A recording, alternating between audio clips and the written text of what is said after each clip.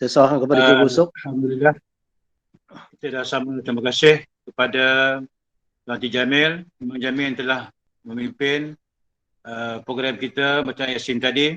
Mari ucapkan terima kasih kepada Imam Jamil. Moga-moga Allah Ta'ala makbulkan doa kita lepas baca Yasin tadi. Untuk meneruskan program kita hari ini, program Memberi Ilmu kita ini yang bertajuk kasih sayang, ya, kunci kehamalan keluarga, di mana semana kita faham bahawa kehidupan keluarga ini adalah berharga. Ya.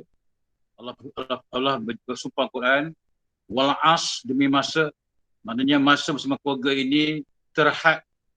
Bila anak-anak dah habis sekolah, masuk universiti, keluar, berdikari hidup sendiri. Jadi maknanya masa itu amat terhad. Sebab Allah Ta'ala mengingatkan kepada kita, wal as, demi masa. Maknanya kita sebagai manusia kena rancang masa kita. Kerana jika tidak rancang, masa itu akan pergi sia-sia. Dan masa juga untuk umur kita. Dan hari ini kita nak membincangkan masa bersama keluarga. Ya. Kasih sayang, kunci kehamalan keluarga. Ya, apatah lagi suasana pandemik ini, kita duduk di rumah, tidak keluar, maka pentingnya suasana kasih sayang itu dilaksanakan, dirasai di rumah-rumah, dan ia juga membantu untuk membentuk watak pelajar, membantu untuk pelajar menghadapi PDPR, ya, suasana rumah tangga yang aman, penuh kasih sayang, ya, akan memberi satu suntikan pada anak-anak untuk belajar. Ya. Dia tidak mahu masa, saya memberi penghormatan kepada Ustaz Fakhur Zaman bin Abu Mansur, Pegawai Takbir Agama Islam Daerah Batu Gajah, untuk memimpin majlis kita. Silakan Ustaz. Tafadhal.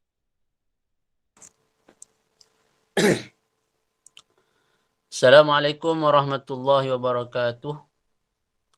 Alhamdulillahirabbil alamin, wassalatu wassalamu ala asyrafil anbiya'i wal mursalin wa ala alihi wa sahbihi ajma'in. Subhanaka la ilma lana illa ma 'allamtana innaka antal alimul hakim. Wa la hawla wa la quwwata illa billahil aliyyil azim. Alhamdulillah, bersyukur kita kehadirat Allah Subhanahu wa taala dengan izinnya dapat kita berkumpul pada malam ini, pada malam Jumaat ini, secara maya Google Meet, untuk kita sama-sama sebentar tadi membaca surah Yasin yang telah dipimpin oleh Ustaz Nurul Jamil. Terima kasih Ustaz di atas pimpinan bacaan Yasin tadi. Dan seterusnya, seperti mana yang diprogramkan, selepas bacaan Yasin kita ada sedikit tazkirah lah. Jadi saya mengucapkan terima kasih kepada Ustaz Rujahan kerana sudi menjemput saya untuk kali yang kedua ini, di mana pada 2 minggu yang lalu saya juga dijemput untuk mengampalai membaca Yasin. Tapi kali ini saya dijemput sekali lagi untuk menyampaikan sedikit tazkirah untuk sebagai peringatan yang kita ni memang sebagai manusia ni perlu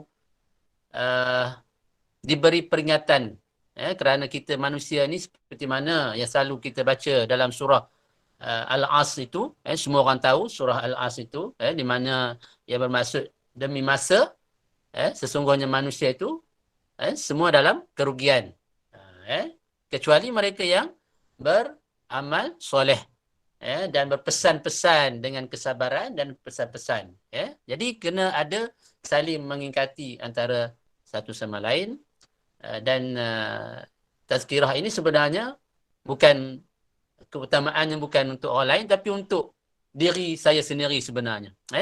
Jadi di kesempatan yang ada ini, tajuk yang telah diberikan seperti mana yang dimaklumkan oleh Ustaz Rujahan tadi, iaitu kasih sayang sebagai kunci keharmonian keluarga ataupun rumah tangga.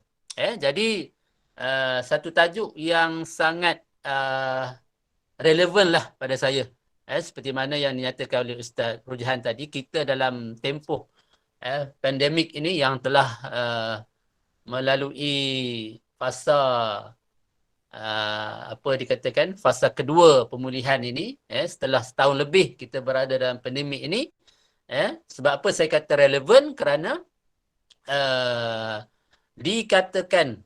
dikatakan dalam tempoh pandemik ini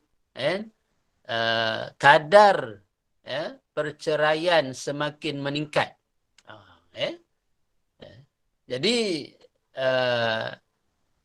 wajar untuk kita membincangkan tentang tajuk ini supaya ia menjadi satu panduan pedoman kepada kita dalam kita nak melayari, mewujudkan sebuah keluarga yang bahagia. Semua orang, siapa-siapa pun bila kahwin, semuanya nak bahagia. Tak ada orang yang kahwin dia nak memang plannya nak bercerai, tak ada. Tapi realitinya tak semua orang yang berkahwin itu bahagia. Tak semua yang kahwin itu bahagia. Ada yang kahwin tahun ini, tahun depan dah bercerai. Ada yang kahwin bulan ni, bulan depan dah bercerai. Ada yang kahwin minggu ini, minggu depan bercerai. Ada yang kahwin hari ini, esok bercerai. Jadi kenapa perkara ni berlaku? Jadi ada banyak faktor lah. Ada banyak faktor dan salah satunya ialah tiada kasih sayang dalam keluarga. Jadi mungkin sebagai mukadimahnya saya nak sebutkan atau membacakan satu ayat dalam Al-Quran yang menyebut tentang kasih sayang ini. Dia kasih sayang ini kalau dalam bahasa Arabnya disebut sebagai al-hub. Al-hubbu. Al-hubbu. Kalau cinta lah. Cinta. Dalam bahasa Melayu ni kita pelbagai lah. Kadang-kadang kita sebut kasih sayang. Kadang-kadang kita kata cinta. Tapi mempunyai maksud yang sama. Cinta, kasih sayang dan sebagainya. Jadi dalam ayat Al-Quran, satu ayat yang berbunyi A'udzubillahi minasyaitonirrajim. Qul in kuntum tuhibbunallaha fattabi'uni yuhibbukumullahu wa yaghfir lakum dhunubakum wallahu ghafurur rahim. Yang bermaksud, katakanlah sekiranya kamu mencintai Allah, fattabi'uni, maka ikutlah aku. Yuhibbukumullah wa yaghfir lakum dzunubakum. Nescaya Allah akan mencintai kamu dan mengampuni dosa kamu. Jadi ini satu ayat di mana kalau kita sebagai bukti kita nak mencintai Allah, maka kita kena cinta kepada Nabi kita. Jadi ini ayat berkenaan dengan cinta, kasih sayang.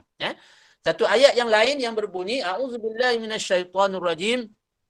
Wa min ayatihi an khalaqa lakum min anfusikum azwaja litaskunu ilaiha wa ja'ala bainakum mawaddatan wa rahmah. Inna fi dhalika laayatin liqaumin yatafakkarun. Satu ayat yang berbunyi dan di antara tanda-tanda kekuasaan Allah itu bahawa Allah menciptakan untuk kamu, wahai kaum lelaki, isteri-isteri dari jenis kamu sendiri supaya kamu bersenang hati. Wa ja'ala bainakum litaskunu ilaiha, supaya kamu bersenang hati. Wa ja'ala bainakum mawaddatan wa rahmah, dan menjadikan bagi di antara kamu perasaan kasih sayang dan juga belas kasihan. Jadi jelas dalam ayat ini di mana dalam sesebuah perkahwinan ini mesti wujudnya kasih sayang. Selain daripada dua lagi lah. Yang pertama sakinah, iaitu ketenangan.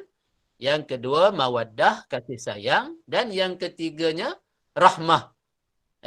Ada tiga perkara yang boleh saya katakan sebagai perkara asas untuk mewujudkan ataupun nak menjadikan kebahagiaan dalam rumah tangga.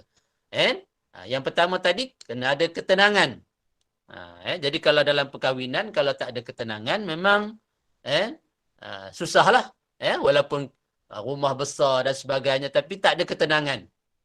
Suami balik rumah, hati tak tenang, maka itu yang dia boleh duduk sekejap di rumah, lepas tu dia akan keluar. Tapi sekarang ni tak boleh lah kan. Nak lepak-lepak kedai mamak dan sebagainya. Sebab apa? Sebab tidak ada ketenangan dalam rumah. Dan yang keduanya, kasih sayang. Mawaddah. Perlu ada kasih sayang. Kalau tidak ada kasih sayang dalam sesebuah rumah tangga, maka masing-masing akan mencari kasih sayang di luar. Jadi ini yang berlaku sekarang, ataupun kebanyakannya kes-kes yang berlaku, suami curang, isteri yang curang dan sebagainya. Kerana apa? Kerana tidak ada kasih sayang antara mereka. Dan yang ketiganya rahmah, iaitu belas ihsan. Jadi ini dua ayat yang saya bawa yang terdapat, walaupun ada ayat lain dan sebagainya, tapi secara ringkasnya dalam waktu terhad ini saya bawa dua ayat tadi. Jadi berbalik kepada kasih sayang dalam sesebuah keluarga ini adalah satu yang sangat penting. Dia bukan dalam keluarga saja. Kasih sayang ini dia perkara yang universal. Semua orang nak sayang. Semua orang perlu kepada kasih sayang. Tak kiralah antara jiran-jiran, tetangga, perlu kepada kasih sayang. Kasih sayang antara pekerja dengan bos contohnya. Perlu kepada, mesti ada kasih sayang. Kasih sayang antara rakyat dan juga pemimpin. Kena ada. Kalau tidak ada kasih sayang antara rakyat dengan pemimpin, maka ini akan menjadi satu masalah yang besar. Tapi kita nak fokus hari ini bukan dalam kerangka kebahagiaan ataupun kasih sayang dalam rumah tangga. Jadi bagaimana saya yang bertugas di pejabat agama ini, seringkali kita ni didatangi oleh isteri lah kebanyakannya. Suami pun ada datang, bercerita masalah rumah tangga dan sebagainya. Tapi kebanyakannya isteri lah yang banyak datang mengadu tentang masalah rumah tangga. Jadi antaranya ialah inilah antara luahan perasaan isteri-isteri ni, di mana mereka banyak mengatakan bahawa suami mereka ni dah tak macam dulu, Ustaz. Ustaz kata, suami saya ni dah tak macam dulu. Macam dulu macam mana tu? Yalah macam baru-baru kahwin dululah. Yalah memanglah saya kata kan. Baru-baru kahwin dulu. Muda. Handsome. Memanglah tak sama sekarang. Dah tua. Dah tak handsome. Bukan macam itu Ustaz. Saja je kita nak ngusik kan. Bukan macam itu. Tak sama tu maksudnya dah tak ada dah. Dulu. Nak bermesra-mesra, romantik lah orang kata kan, tak ada dah. Kalau sebelum kahwin dulu orang kata jalan pegang tangan, lepas tu kalau orang kata jalan-jalan tu tersepak batu, kalau isteri tu tersepak batu, suami tu marah batu, kerana apa? Sayangnya suami kepada isteri. Marah. Batu pun kena marah, tuan-tuan. Tapi sekarang, sudah tak ada dah. Nak pegang tangan pun tak ada dah. Kena marah lagi ada. Kalau suami tu pegang, kalau isteri tu pegang tangan suami, kena marah. Apa ni abang pegang tangan ni? Malu kat orang. Dah bang terbiat ke? Jadi, ini antara keluhan-keluhan. Dah tak macam dulu. Jadi kenapa perkara ini berlaku? Kerana sudah tidak wujudnya kasih sayang. Dia macam kasih sayang ni lebih kurang macam kita jugalah. Apa tu, macam bateri orang kata kan. Bateri ni dia udah lama digunakan, dia makin lemah, makin lemah, makin lemah. Begitu juga dengan kasih sayang ini, bila dah berkahwin dalam tempoh yang lama dan sebagainya, dia makin pudar. Jadi perlu kepada digemburkan balik. Kata kan. Macam bateri itu kena cas balik. Jadi begitu dah juga dengan kasih sayang ni, dia perlu dicas semula. Perlu dicas semula macam baru kahwin. Jadi apa yang perlu dilakukan oleh pasangan, saya sukalah mungkin ada banyak tip, ada banyak cara dan sebagainya, tapi apa yang perlu dalam waktu yang singkat ni yang perlu saya nak kongsikan ialah tentang penjagaan kita ataupun hubungan kita dengan Allah Subhanahu Wa Taala. Sebab apa tuan-tuan? Mungkin saya boleh kongsikan sedikit daripada pengalaman saya mengendalikan kaunseling rumah tangga ni. Ada banyak masalah, ada banyak perkara yang dibincangkan, permasalahan rumah tangga ini, kita pun tahu. Tapi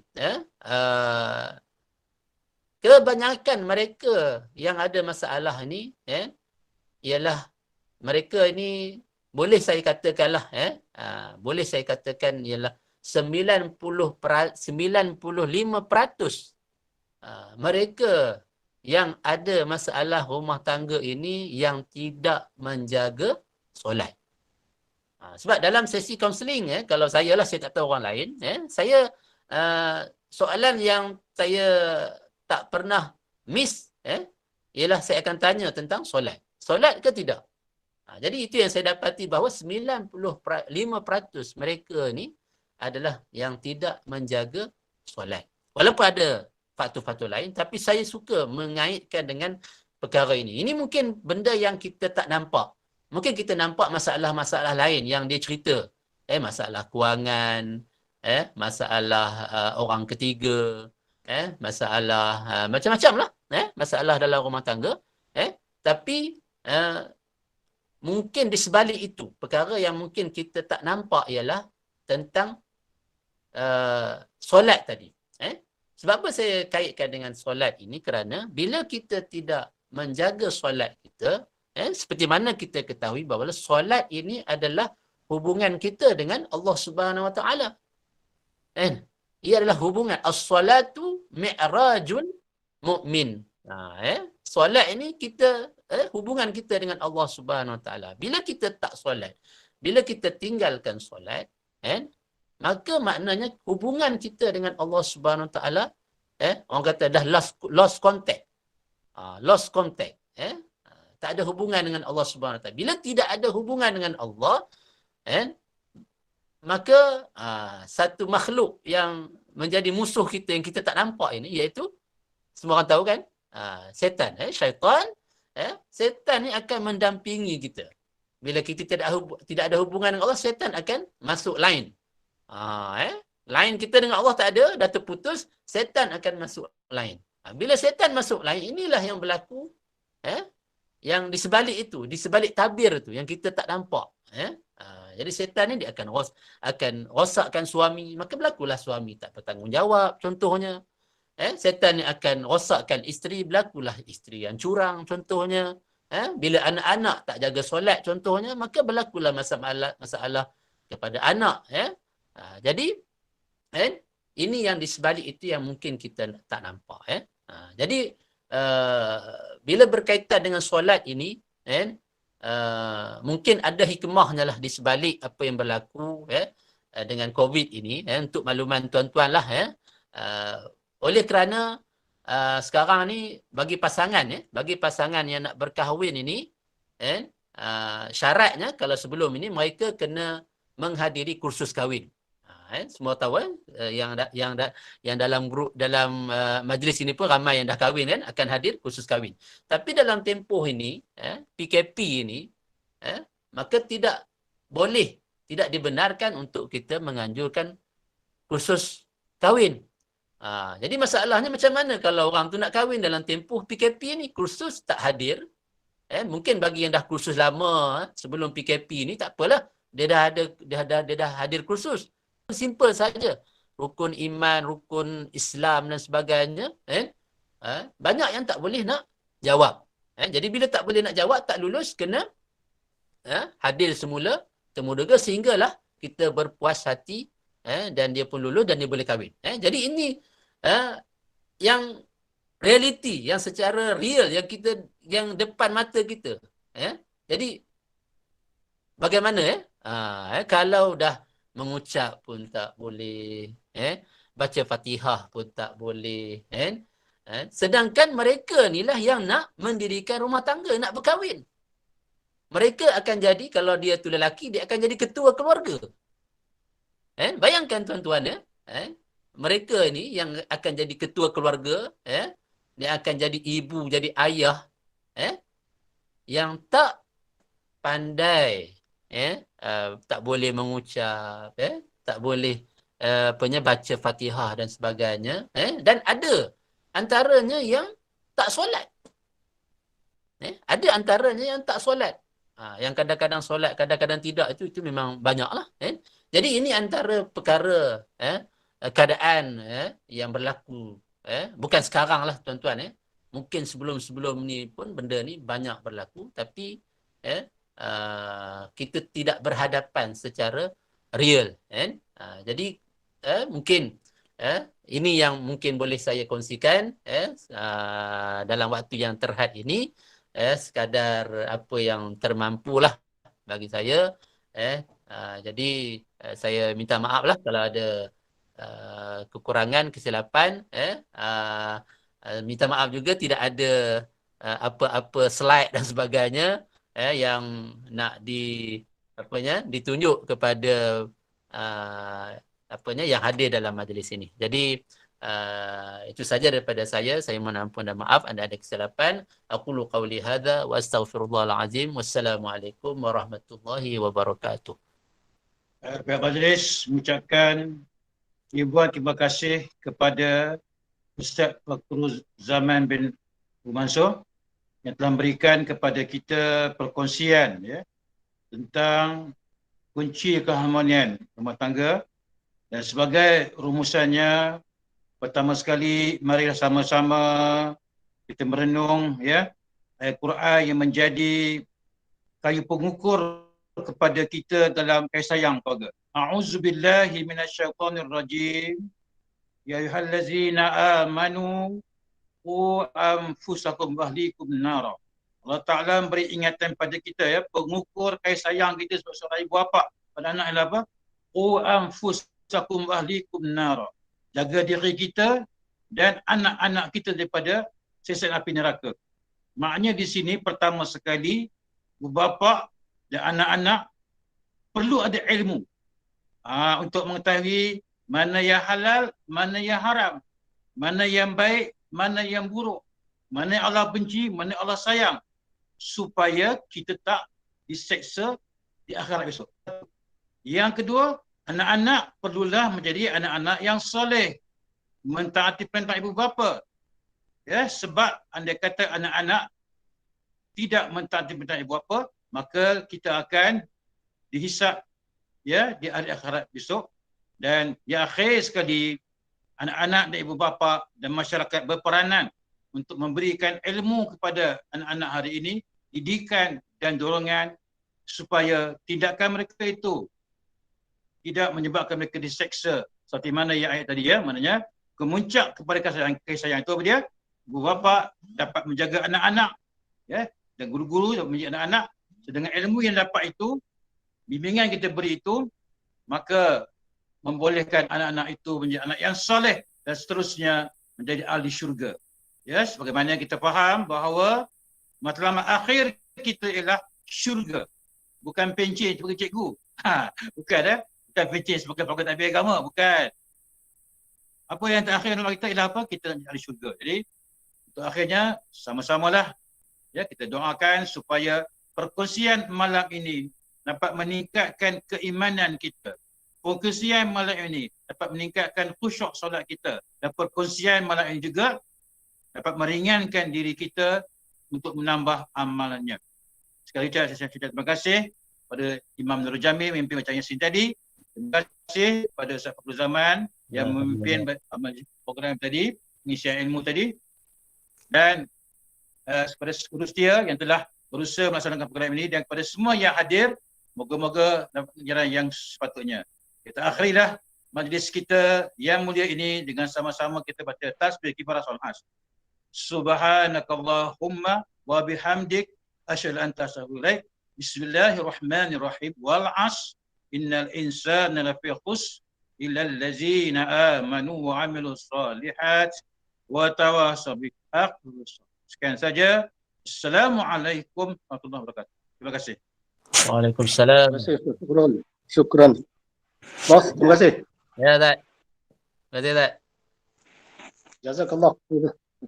Jazakallah khair. Assalamualaikum. Syukran, syukran. Ila liqa. Ila liqa.